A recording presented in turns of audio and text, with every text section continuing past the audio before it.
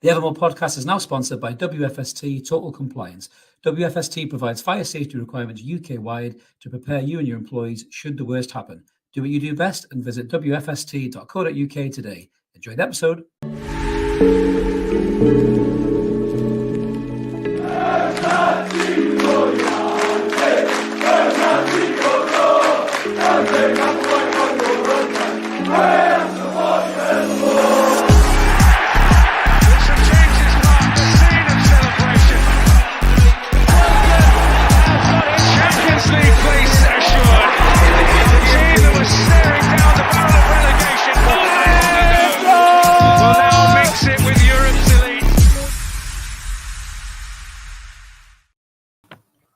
Good evening, everyone. Welcome back to the Evermore YouTube channel. It's Chris back with the instant match reaction to a disappointing defeat for Newcastle United. We've gone down 2-0 against Borussia Dortmund over in Germany. And to be quite honest with you, I can't even kick off too much because I think we're just being beat by a really experienced Champions League side. I said the same thing in the first leg, but this one looked a bit more comfortable for the Germans. So we'll get stuck into this in a minute. Just before we do, a little reminder, as we always say, if you're just chatting us out for the first time, good to see you. We are just gone over 5,700 subscribers. So thank you very much to everyone who's clicked that button recently, following on from the rants. There's plenty of them, I'm sure, in the chamber to come if that's the kind of thing you guys like. But loads of room for you if you're chatting us out for the first time. Click that button. If you like as well, it helps the channel grow. And if you fancy giving a little bit back to the channel, there is a member option, which is only $1.99 a month, less than a pint of lager, which I'm sure many of the Black and White Army over in Dortmund, whether they've got a ticket or not, will be supping on this evening. So we'll get stuck right into this. We are live as always, so please jump in the comments. Let us know your thoughts on the game. We've had a few of you already in the comments earlier on. I think you were chatting when the game was playing. I think, Neil was in the comments saying that Glenn Hoddle was doing his nutting. George was saying it's so frustrating to watch it earlier. Good comment there from Red Calcs as well, saying that cheers, Sandro. You've got to admit, these are the kind of games that Sandro Tonali was supposed to be brought in for. He's a Champions League player. And he wasn't obviously available thanks to his little gambling habit. Les can't stay long, but it is what it is. Let's get stuck in. So we'll have a little look at the lineup then. This is how the lads lined up tonight. It was quite an interesting lineup, actually. I was quite surprised by this. A few changes. Obviously, Anthony Gordon and Miggy dropped to the bench, which was really interesting. He brought in Willock to start. Livramento played kind of in a wide right position. Lewis Hall came in at left back, which was really interesting changes. I thought it was quite refreshing. Pace, energy. Looked like we were going to really go for Dortmund, and we did kind of huff and puff a bit. I think in that first half, Willock made a couple of nice runs. He was side down early on. Joe Linton was getting busy getting around the park and everything else, but Dortmund's experience just kind of grew into that first half. Lewis Hall's a bit unlucky. I think he gets this yellow card. I think in a Premier League game, that's not a yellow card. He gets a yellow card quite early on. It kind of throws him a little bit off his game. And he slices one that nearly, goes in the back of the net, goes over the top of the goal. He looks a little bit rattled at left back. And I felt for the lad because a couple of things he did really well. I love the fact when he gets the ball, he makes that forward run. It's something Dan Burn doesn't do. But he did get caught a little bit going the other way. And maybe that's something, he's only 19, that's something he's going to have to grow into as a left back, where he has to know when to go and when to stay. That's the beauty of being a fullback, a modern day fullback. Yes, you can get up and down the line, but you've got to know when to move. And the wide player for Dortmund was shit off a stick, wasn't he? Adeyemi, he was shit off a stick. He was light and fast. I think they clocked him at 25 miles an hour or something in the Bundesliga, fastest player they've ever had in the Bundesliga. So he was no slouch. So you shouldn't be giving him a clean pair of heels at all in any possible way. But it was actually the centre forward that got him booked, but it was a bullshit tackle, in my opinion. But we didn't really create a great deal in that first half. Dortmund were really bossing the game. I thought we were chasing shadows quite a lot of the times.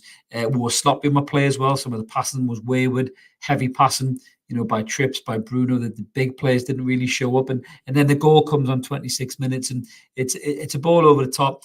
If you're going to be ultra critical of Hall, he kind of loses sight of the ball. I think he almost looks like he wants to go, and he doesn't quite go. Then he turns. And I think it's Sabitzer moves it across to Fulkrig, who just smashes at the top corner, and we're 1-0 down. And you're thinking, fuck, this is going to be a really hard game to come back into. But we go in at half time, 1-0 down. Eddie makes changes. He hooks Lewis Hall, which was kind of understandable. on a yellow card, and he did do some good things going forward. He whipped a couple of nice balls, that left peg of his, but he did look a bit suspect at the back, and I felt a bit sorry for Lewis Hall.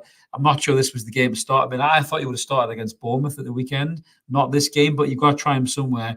And I really hope that it doesn't knock the lad's confidence, because there is a player in there, and some bits he did was really good. I think just the yellow card rattled him. So it took off Lewis Hall and moved Trippier over to left back, Livramento to right back, more on him in a second. And then we took Wilson off, which was a very interesting one. Mark texted me in the game, and he said that these kind of games show Wilson's deficiencies. And I love Callum Wilson, as we all do, but there's a big, big difference running beyond West Ham and Crystal Palace's defence and trying to run beyond an experienced Champions League defence. With someone like Matt Hummels, regardless of his age, he's got the brain. He knows where to stand. He knows where to play. Him and Schlotterbeck as well, experienced Champions League players, international defenders. They're not going to fall for Callum Wilson's on-the-shoulder runs. They're not going to get suckered into a wrestling contest with him. So Callum was really isolated in this game. A couple of nice bits of play when he dropped deep and won a few free kicks, but didn't really do anything penetrating in the final third. And we're massively missing Alexander Isak in games like this.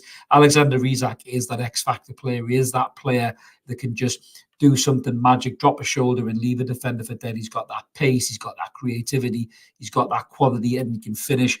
And massively missing Isak in these games. The fact that he went off in the first leg was a nightmare. We missed him in the Premier League, but we've managed to get through.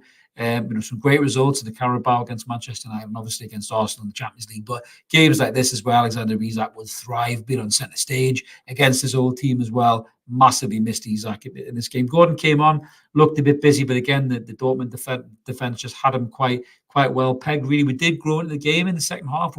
I think we played quite well. We tried to make things happen with a little bit more of the ball. Joelinton got about. I think Livramento was absolutely outstanding in every possible position that he played. He started out on the right wing, he was brilliant. He dropped in the right back where he naturally looks, that's his best position. The tackling he was putting in, his quality, whips a great ball in for Joelinton when we're 1-0 down. Joelinton's got to bury this header. He gets into the box, gets ahead of his man.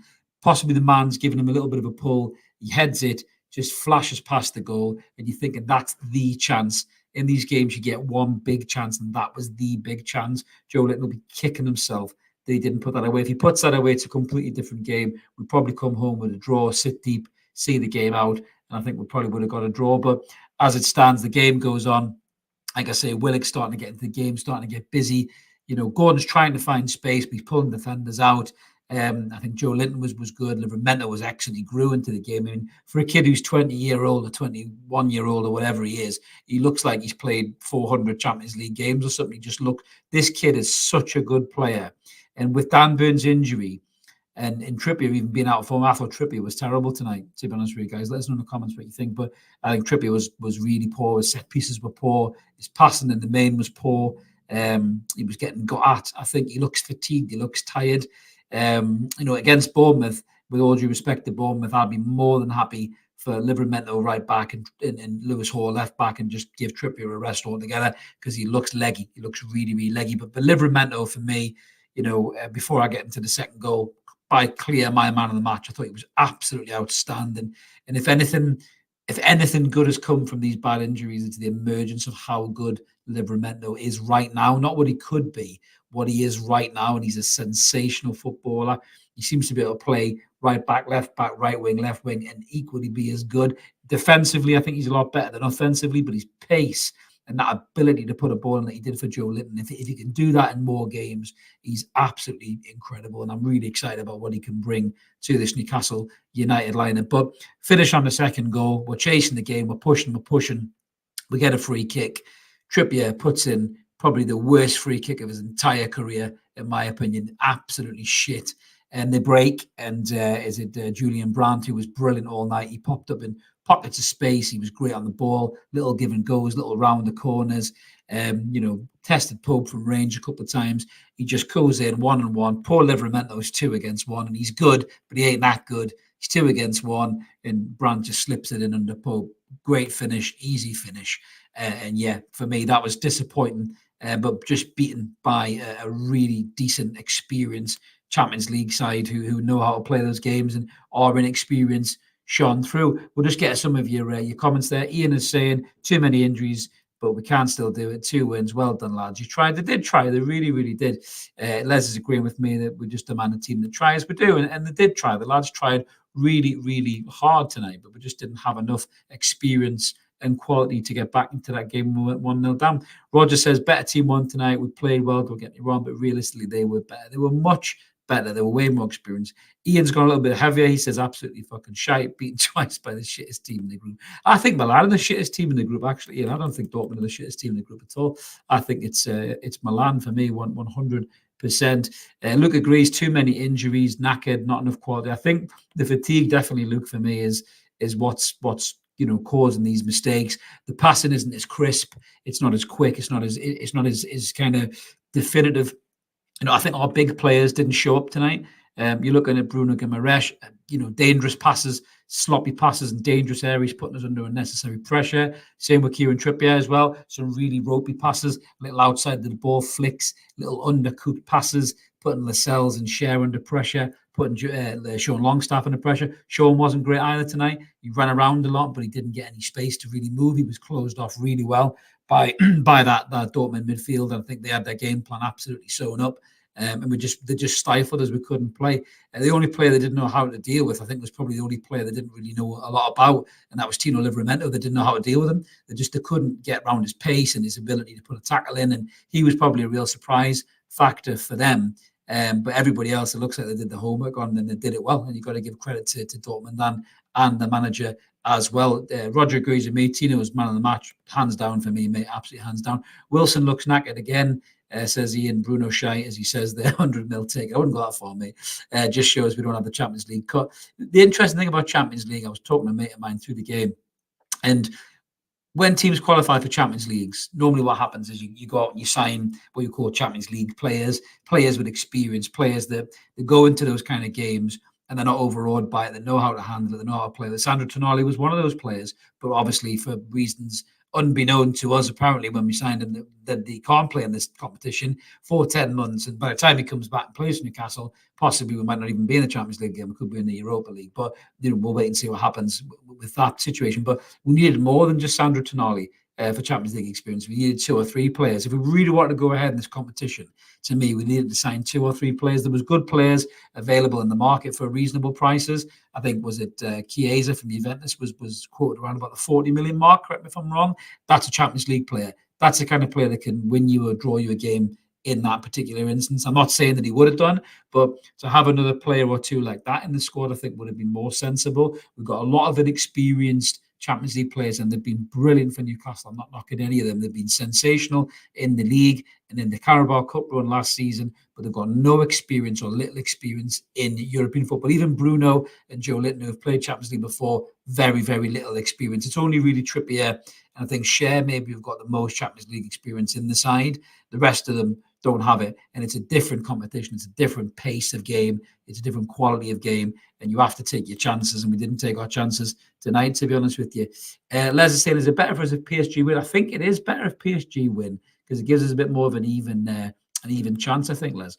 George is saying, but I feel that they were much better overall, savvy, fit, controlled, but not much more skilled. I just think they were effective, George. You don't have to be skillful to win a game. You can be effective.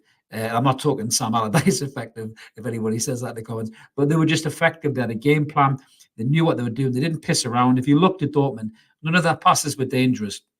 They weren't pinging 40, 50-yard sprayers across the park. Now, listen, Cher did a few of them, and they were really good, but some of them were overcooked, or some of them, the player didn't have the legs to catch them, and then we rescinded possession again to Dortmund, and we're back on the defensive. Some of the passing from Bruno and Trippier was far too cocky in Hollywood, in my opinion. When we were 1-0 down in a Champions League game in a stadium like that, I think you needed to keep it calm, keep it nice and short and sweet, build up the play, and then look for your pass. This little ball that Bruno is obsessed with to Miggy is driving me up the fucking wall. It really is.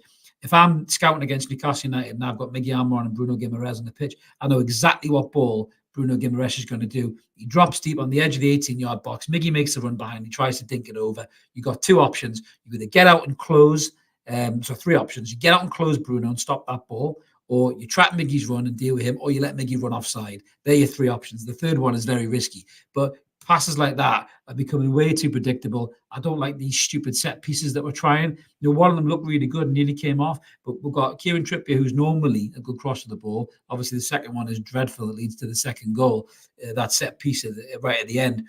But these little stupid set pieces that we're trying to do with runners in behind and that, stop that shit straight away. If you got Jamal Lascelles and Fabian Schär in the box and Callum Wilson, who's good in the air, Joe Linton, who's a beast in the air, whip a fucking ball into the penalty spot when we're 1-0 down and let them attack it. None of this shit round the corner and all that bollocks. I'm not having that. But that seems to be what we're doing. So, obviously Eddie knows best, doesn't he? But by all accounts, we've got Wiggles in the comment. Great handle, mate. Could be one of my handles. That was my nickname. The only thing that's pissed me off tonight is Miggy consistently going for the big one. Look up, lad. Yeah, I do agree with you, Wiggles. That when he rattled that one over the bar from 25 yards, and I think it's still in the air. I think chance of hitting Haley's comment. It was that fucking high.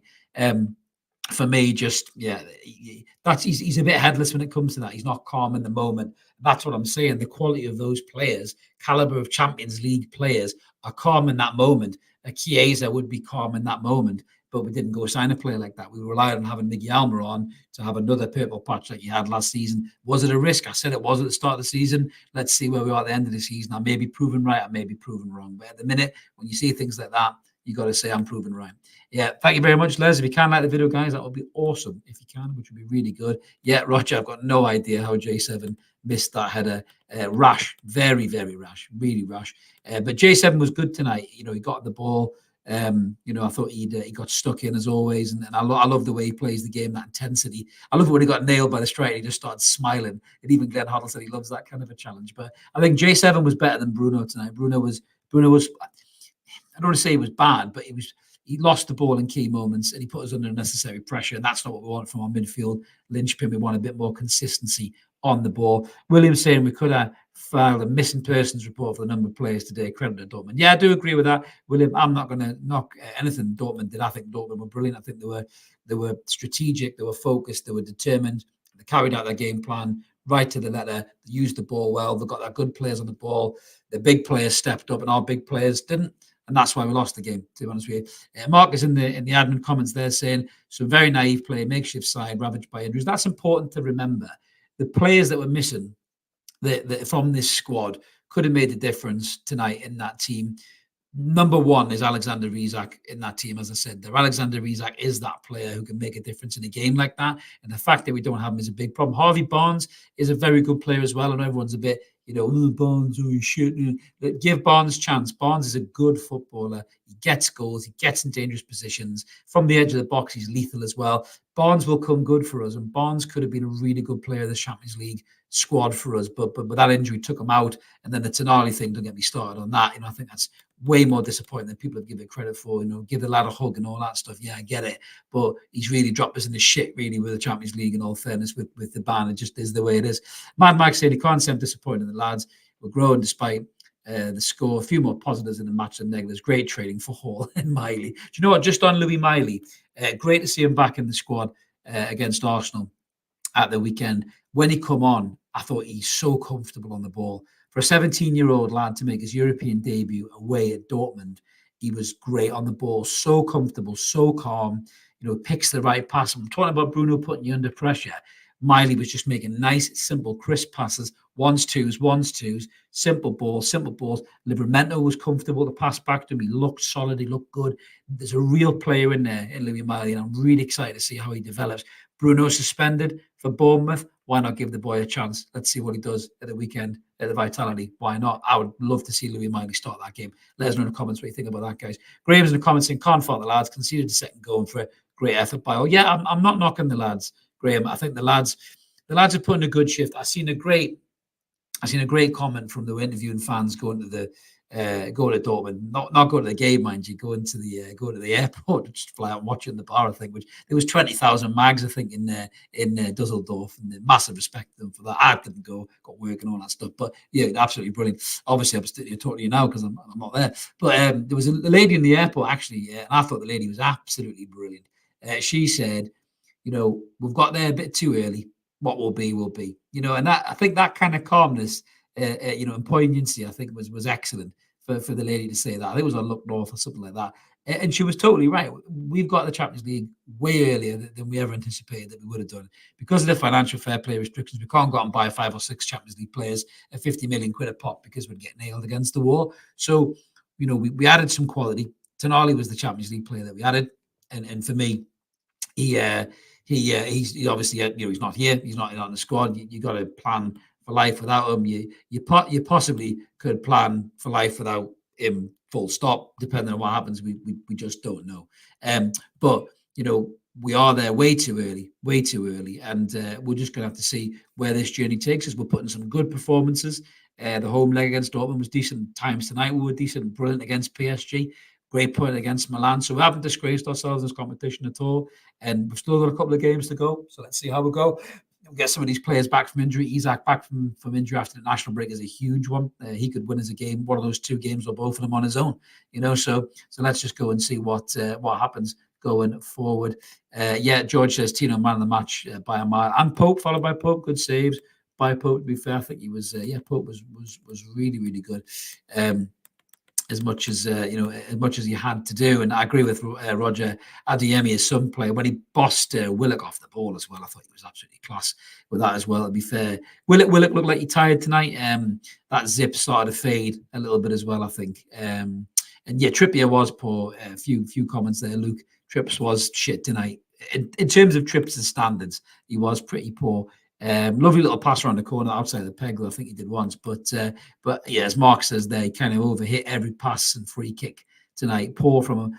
The problem is we haven't got anybody else on set pieces, and I know you'll all be going, oh no, he's talking about Maddison again. But if we'd signed a player like a James Maddison, who's great at set pieces, right?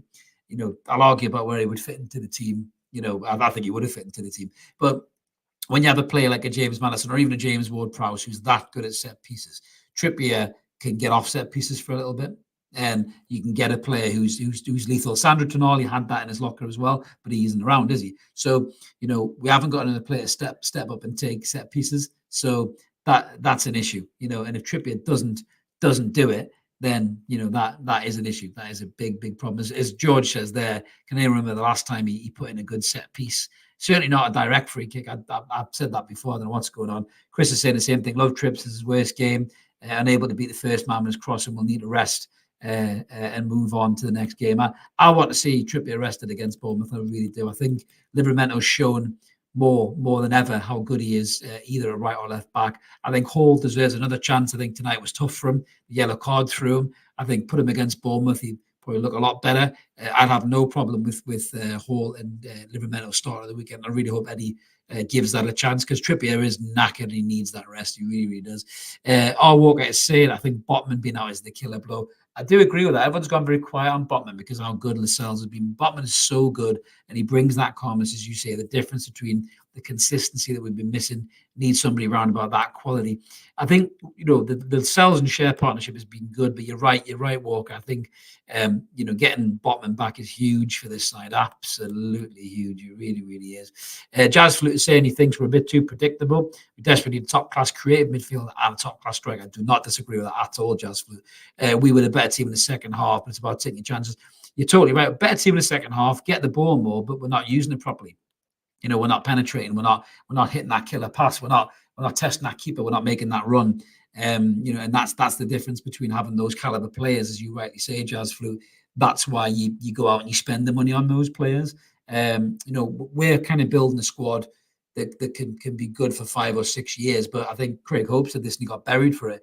You need to sometimes build a squad for now. And with the Champions League in mind, 2 or 3 signings for now would have been good signings. You look at people like Diaby, that's a Champions League signing. I think Maddison's a Champions League signing. Those 2 players alone would have been Champions League quality, in my opinion, and they would have stepped up and done the job in some of these games and give you the X factor that you didn't have. But listen, that's gone. The January window is coming up.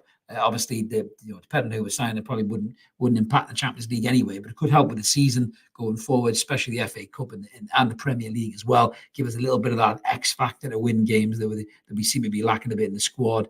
Autumn, Vicky and Danny saying, proud of the boys. I support my team through good, bad, no meltdowns here. No meltdowns here either, Autumn, to be fair. Just a frustration, I think, but a realisation that we were beaten by a better team, and a more experienced team as well. As Tim says there, yeah, it does show you how thin the squad is. I mean, the squad was thin The squad was thin in general. Tim, I think we knew that even after the signings, we knew the squad was thin. In terms of any injuries coming, we know, some of the players had injury concerns, Wilson, Isak, Fabian Schär. We know there was injuries there. And I think that's been the most disappointing thing. I think maybe 2 or 3 bodies light in the summer that they could have helped us through this line. But listen, the lads have been class in the last few weeks. We can't lose sight of that. The results against Manchester United, against Arsenal, we can't lose sight of that at all. They've been 2 great results, and I just think that this one was one too much for the lads that were there, in all fairness. Alan saying spot on. You have to take your chances. Yeah, Joe Linton missed that big chance. Absolutely. Tino, fantastic. A star in the making. I think he's a star for now. Alan, to be honest with you, I don't see how you can take the kid out of the team. I really don't. I just think he's that good at the minute, and he'll just get better.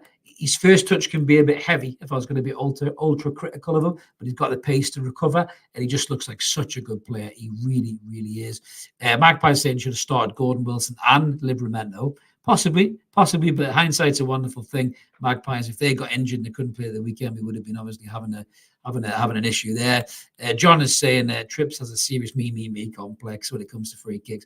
Yeah, I mean, Trips is a big time player though, John. Trips has been brilliant for the club, and we can't lose sight of that. He's just tired. He's 33 years old, man.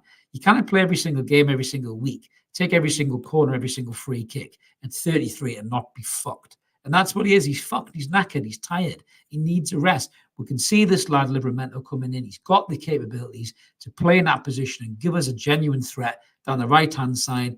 Burns knackered. Hall looks sufficient enough to play there, in my opinion. You've even got Dummett if you want to throw a more traditional left-back in there. But I think Hall could do a good job in there. So for me, I think Trippier needs a rest. I really do. And I really hope that he's looking at that and obviously taking note and making sure, that he does give him a rest at the weekend. Sean saying you don't leave one player at the back line. That was amateur. It was a bit Sunday League, Sean, I must admit. But that was just the midfielders getting a bit carried away. I think that's the lack of the number 6. When you have a number 6, your number 6 drops back. If you play defensive midfield, if anyone's ever played defensive midfield and you're chasing the game, you generally kind of hang back a bit. You're normally on the halfway line. So you're not playing anybody kind of onside, but you're normally kind of either on the halfway line or just in the D. So if you're on the break, you don't have to run too fast to get back. Willock was busting a nut to get back there, to be fair to him, but I think he was a bit too slow to get there, and he's obviously not quick enough to get it as well. But like I say, I'm not upset with the lads. To go there with a patched up squad like that, and to be beat 2-0 by an experienced Champions League side isn't totally disgraceful, in all fairness. I don't think it's a bad result for Newcastle. I really, really don't. I'm laughing. There's some funny comments here in the comments, which I'm not going to read out. Mark's already private message being told me there, but probably some of these sad, salty Gunners, still stewing about us rattling their mascara wearing Captain Scarlet looking manager who's still whining like a fucking balloon letting out air. Get a grip. What a sad wanker he is. Can't wait to see Pep dancing with that title in the season, watching that fucker cry even more. Roger's saying the Champions League campaign is a surprise, a learning surprise. It is a learning surprise. It's an evolution of the football club. It really, really is. What we're saying here, Cotton saying, why are we hating on Dortmund? The defending was great. I'm not hating on Dortmund at all. I think Dortmund were really good. I thought they were fantastic, in all fairness. What's this here? Sorry. Ian is saying, shout out my Anthony Pauline. It's only me on my own, Ian. You have to give us a break, mate. One of our biggest fans. Well, big shout out to Anthony Pauline. Yeah, I thought it was one of your jokes there, Ian. I think that's probably what I've seen when I come in there. I know you try and catch me out there, mate. Sean says absolutely full respect to Dortmund, 100%. I think Dortmund were great tonight. Like I say, I don't think they're the worst team in the cup at all. In the competition or the group, even get my teeth right. I think that's Milan. Magpies saying Longstaff is too slow. So it was an issue with Longstaff. I think he runs so much, Magpies, and he gives so much. He's such a hard working player. But games like that can expose him for his pace, his lack of pace. But he's not a Champions League player. It's his first time at the competition. If Sean gets into the competition again next season, he'd probably be a lot better. Do you know what I mean? As a lot of the players will be. Joe Willock's first sniff, I think, of Champions League as well, if he hasn't had 2 minutes here or there with Arsenal. David saying Livramento has to start against Bournemouth. He was class tonight. I do agree, David. I think he was brilliant, absolutely Brilliant. Jim really saying Almiron and Gimenez are our best players when they're on form. Jim, I do agree with that. But Miggy looked a bit headless tonight, and Bruno was poor. Bruno was poor, mate. Yeah, I do agree with Daniel. Livermental class. Too many first teamers let us down. Didn't show up, mate. Didn't show up at all. And I do agree with you, Roger. Miley did not look overall at all. I think that's a real player there. I really, really do. He's a great player in the making, and I hope he gets his chance against Bournemouth at the weekend, because against a mid to low table Premiership side, I think he could really, really stand out. A couple more comments before we shoot off, guys. Terry saying we were outclassed from a team with so much Champions League experience. 100%, Terry. That's what I'm saying, mate. I don't disagree with that one bit, mate. Absolutely not. Marky is saying Liverpool had a brilliant game tonight. Yeah, he is turning out to be a blind of a player. He is. He's getting way. I think he's getting a lot better than we thought he was going to be in such a quicker period of time. Maybe it's because he's working with Trippier on the coaching staff and everything else as well. I think, you saw Trippier talking to him and clapping him on and everything else as well. Trippier is a great leader and a great inspiration to young players, and that'll help Liverpool. Absolutely help Liverpool. As Brian says there, he's an outstanding footballer. He has got a little bit of rawness there, which you can see, but I think with the likes of Trips, I think he'll really help him get through that as well. Absolutely. So just a couple more comments, guys, before we shoot off. I'm trying to catch up. I've just seen George talking about Madison. That shows you how far back I am. Yeah, here we go. Right, scroll down. A couple more, guys, before we go. Yeah, one from Keith there. Tino was superb. Yeah, absolutely. Man of the match. Trippier was awful. Injuries and serious lack of squad depth. Always our downfall. We're ahead of where we should be. 100%, Keith. That is exactly what we're all saying. I think realistically, you've got to step back from this and say we thought the Champions League was 3 or 4 years away, and we did it, in the first season and a half. So we weren't really prepared for it. I think we've handled it really well so far, and if we go out the group, we go out the group. If we go in the Europa Cup, great. We'll go to the Europa Cup. If we don't go in the Europa Cup, so be it. We'll concentrate on the league and the cup competition as well.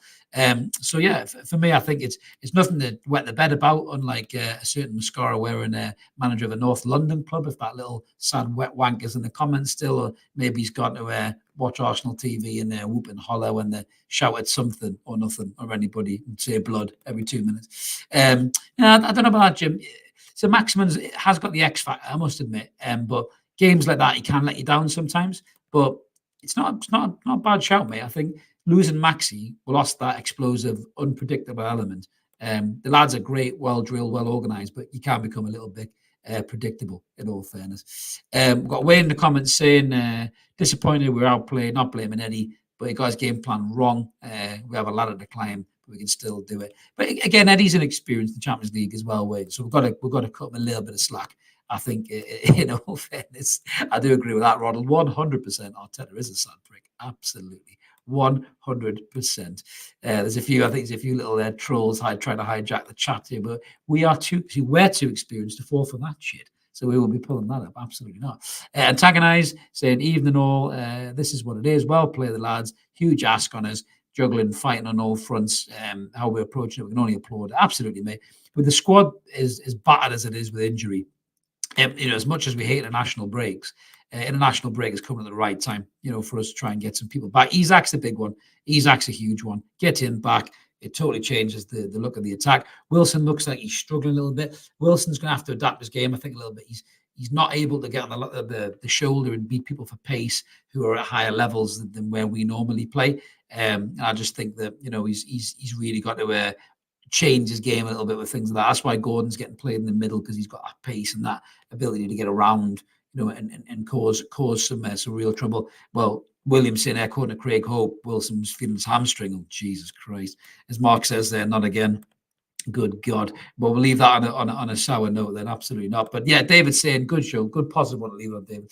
Good show. 2-0 against Bournemouth. Come on, the Mags. Absolutely. Well, hopefully, we'll get a win against Bournemouth. We will be back with a match preview for that and the post-match for Bournemouth the weekend as well. A little reminder, if you are new to the channel, unless you're a sad fucking Arsenal troll, please click subscribe. We're over 5,700. We've got loads of room for you guys, loads of content, never more. As you know, we've got the post-match views just like this. You guys always get involved in the lives. It's always good that we never shut anybody down, unless you're a sad Arsenal wet wank. But we don't shut anybody down. We always like to hear other people's opinions, and we always try and engage with it as best as we can. Like the video as well if you can. Help the channel grow. If you fancy being a member, there is an option down there. It's only $1.99 a month, so it's less than a pint of lager, and yes, antagonize, as you say, smash that like, mate, absolutely, and smash that like as well as George says. One last one from a new one there, Rich Bernard, and say, all right, lads, looks like there's a couple of whingy bastards in the chat. Well, I think to be fair, Rich, they're probably trolls, mate. In all fairness, mate, absolutely, absolutely. But yeah, thank you very much, everybody. Thank you very much, Broken Flask. Great show. Really appreciate that. We'll be back, as we say, with some more Evermore content. This is just one of them. Chalk it down. Lack of experience. The lads will come again. Bournemouth at the weekend. Bring it on. Who are the lads? Back to winning ways, hopefully, in the Premier League. And we'll be back with the content for that too. Have a great night, whatever you're doing, everyone. And we'll catch you later. Cheers.